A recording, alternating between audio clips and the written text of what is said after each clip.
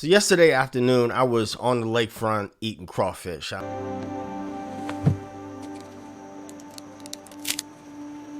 understand that that's like one of the most New Orleans things you could hear. Well, there's more New Orleans things than that. Well, it's a couple weeks after Mardi Gras.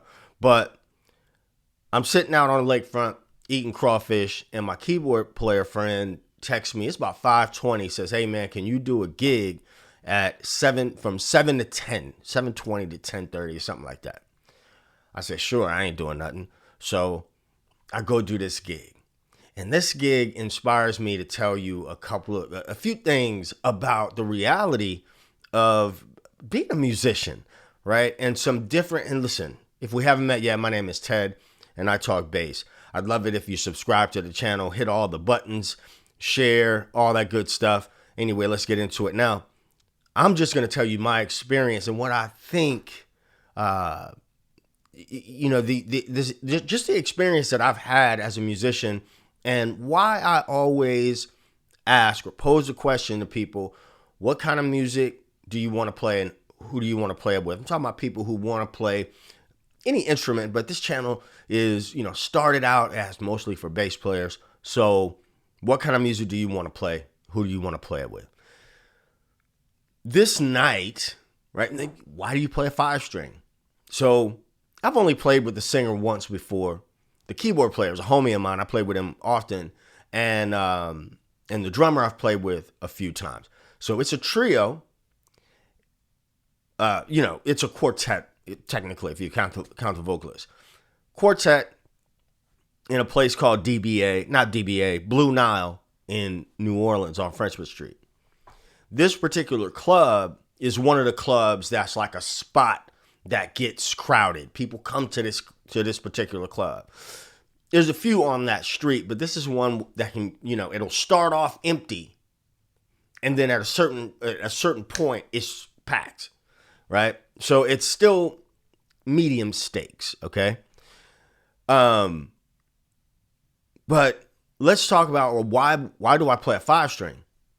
Why the singer wanted to transfer. When somebody says, I can't even remember, he played Rock With You, but it was like in C or something like, it was a mind trip for me to like rethink positionings for that song that I'm just like kind of wired to play a certain way.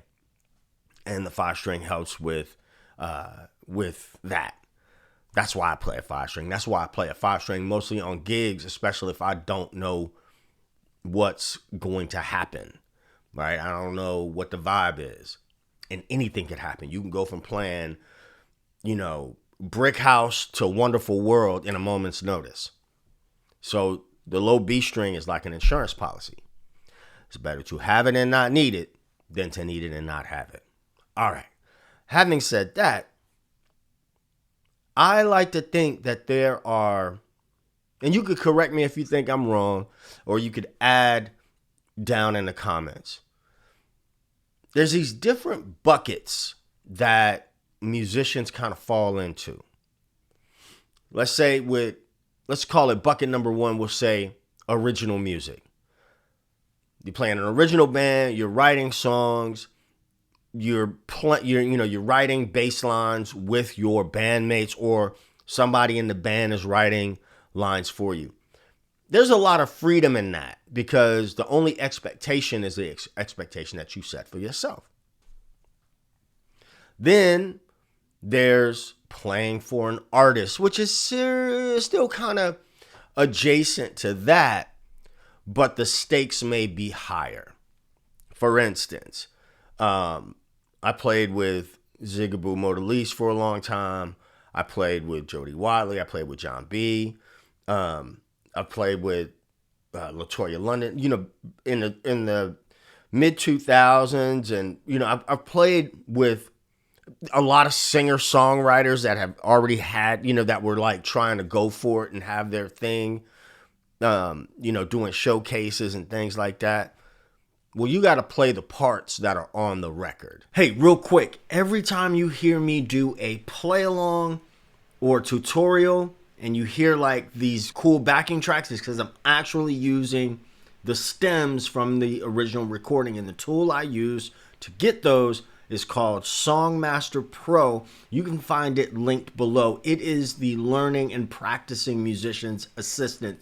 You can make charts, you can get stems, you can do all kinds of stuff. There's a phrase trainer, a key trainer. I swear by it, and you can get it using the link below this video. Okay? Playing for Ziggy, one of the first things he said to me was, learn what George did and then try to do your own thing. So, and I did that gig on 5-string. I know some purists are like, oh, the meters. But he's got his own catalog of music that a lot of that stuff was, requires a 5-string to play to really make it sound cool. But there's that. So there's the original thing, and then there's when you're hired by artists, you got to play exactly what's on their record. And then there is the realm of what I like to call the blue collar bass player. And truth be told, over the last maybe 15 years, this has kind of been my life. Hey man, let's do yada, yada, yada. It's not all that, but it's mostly that, where there is no set list. There is no plan. It's just, let's go. We're going to play. And so that requires people to have had the experience. You can always tell when somebody's played only original music versus, someone who has been in the trenches. Now, I'm not saying that one is better or worse. I'm just saying that you learn a lot by running the plays. People who have been in those trenches, they have a depth, a deeper understanding of styles and different tunes. Like when you show up to a gig and somebody calls, dude called Cherish the Day yesterday. Boom. And I had to think about it for a second, but I was like, all right, we got this, right? And how we're able to do that type of thing is by having done it. If you want to learn a lot of songs, you really have to learn a lot of songs before you have to learn a lot of songs. I am not, and I have never said that learning songs or playing songs is the only thing that you should do. I'm not saying that. But nobody learns how to be a good speaker by reciting their ABCs. You learn how to speak by having conversations.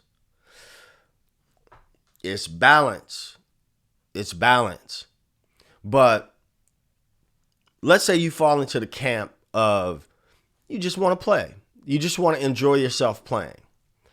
At some point, you have to turn whatever fear or anxiety off and put yourself in situations where your palms get sweaty and you don't really know what's next, and you know what I mean? You can tiptoe into that. But in order to learn a lot of songs, I think you have to learn a lot of songs, and you have to learn them before you need to learn them. Somebody calls you for a gig, and the gig is 2 weeks away, and you got other things going on in your life, and you really don't have time to learn a bunch of songs or make charts, whatever. Or if you're spending the bulk of your time learning rudiment kind of stuff, which is important. It's got to be some balance.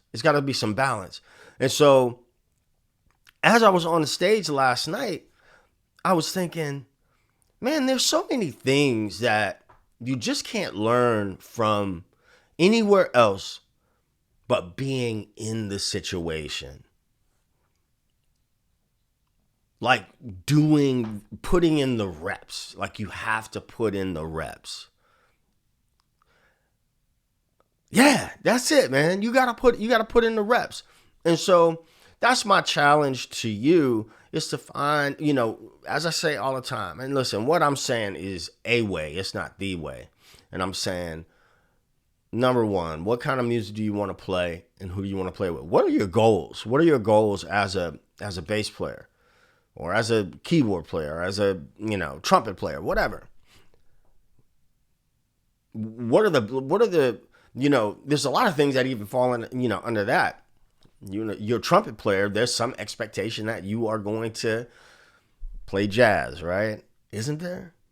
Are you going to know, if you're a trumpet player, there's going to be, and you want to work, there would be some expectation, at least I have that expectation, I assume other people do as well, that if you were playing, in a wedding band, somebody call you for a wedding band, that you're going to have some understanding of what the horn parts are to September.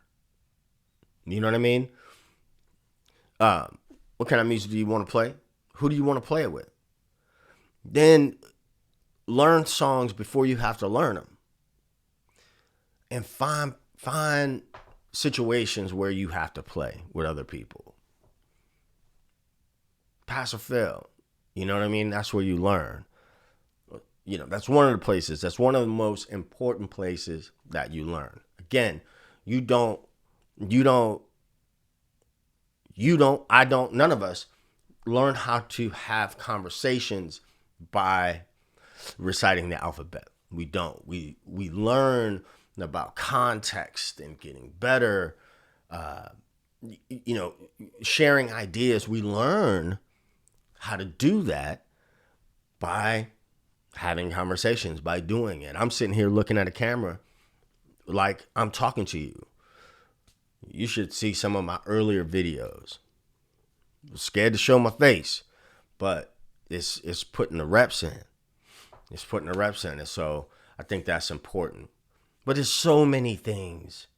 There's so many things that just can only be solved, that can't be solved for on a screen, or on, either, this screen or your phone screen. There's a lot of things that just can't be solved in that environment. You have to get out there and do it.